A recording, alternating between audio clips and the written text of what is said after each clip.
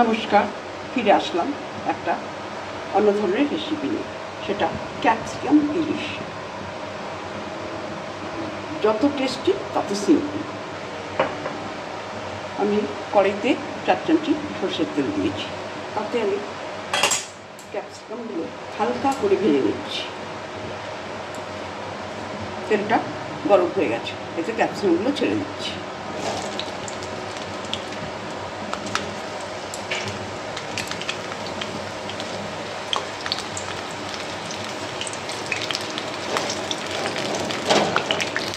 আমি ক্যাপসিকামগুলোকে এমনি লম্বা করে কেটে নিয়েছি, যেমন করে বেগুন কাটে তেমন করে কেটে নিয়েছি। এতে আমি অল্প একটু নুন দিচ্ছি, দিয়ে একটু সাথে মতো করে নিচ্ছি। খুব কড়া ভাজবো না, আমি 1/2 চামচি নুন দিচ্ছি।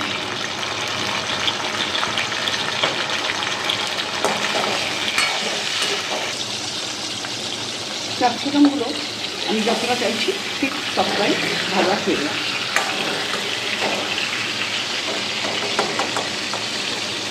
এমনি করে হাফ মতো ভাজবো, 80% ভাজবো। আমি ক্যাপসিকামগুলো তুলে নিচ্ছি। ওই তেলেই আমি সামান্য কালো দিয়ে ফোড়ন দিচ্ছি।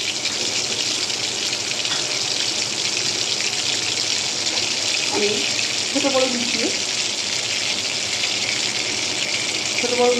আমি 8 পিস ইলিশ মাছ নিয়েছি, সেটা আমি দিয়ে দিচ্ছি। মাছগুলো ছেড়ে দিচ্ছি।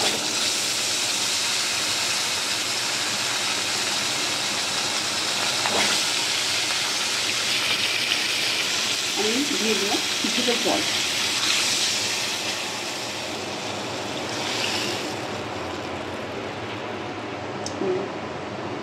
এতে 1 চামচি উঁচু করে নুন দিচ্ছি।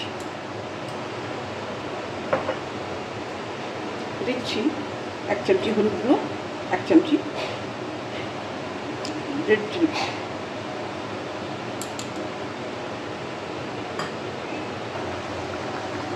ফিরে আসলাম 5 মিনিট পর। মাছটা আমার হয়ে গেছে, ঝোলটা ফুটে কমে এসছে অনেকটাই। এই অবস্থায় আমি 2টো কাঁচা লঙ্কা দিচ্ছি। আগে 2 গুঁড়ো লঙ্কা দিয়েছিলাম, আপনাদের টেস্ট অনুযায়ী লঙ্কাটা আপনারা দেবেন। এবার আগে থেকে ভেজে রাখা ক্যাপসিকামটা এবার এতে দিয়ে দিচ্ছি।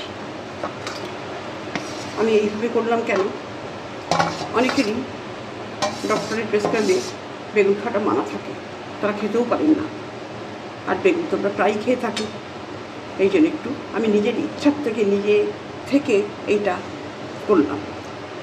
ক্যাপসিকামটা তো আমার ভালো লাগে ভীষণ, তাই ক্যাপসিকাম দিয়ে আমি একটু ইলিশ মাছ এইভাবে করলাম। আপনারা খেয়ে দেখবেন, আমি আগেও করেছি, সবাই খুব অ্যাপ্রিসিয়েট করেছে রান্নাটা। আপনাদের নিশ্চয়ই ভালো লাগবে, আপনারাও এইভাবে করে খেয়ে দেখবেন, অবশ্যই ভালো লাগবে। একটু ফুটু, এরপরে আমি নামিয়ে দেবো মাছটা। প্রচণ্ড সিম্পল অথচ খুব টেস্টফুল। রান্নাটা আমার কমপ্লিট হয়ে গেছে। আমি ওপর থেকে একটু কাঁচা সরষের তেল ছড়িয়ে দিচ্ছি, তাতে টেস্টটা আরও সুন্দর হবে। হয়ে গেল আমার নতুন স্বাদের ইলিশ ক্যাপসিকামের ঝোল। তো আমি সার্ভ করে দিয়েছি। আপনারা এইভাবে ট্রাই করবেন, অবশ্যই করবেন। আর যদি ভালো লেগে থাকে একটা সাবস্ক্রাইব করবেন।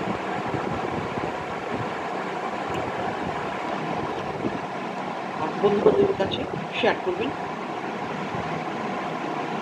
তাহলে আজ এই পর্যন্ত, ফিরে আসছি অন্য রেসিপি নিয়ে।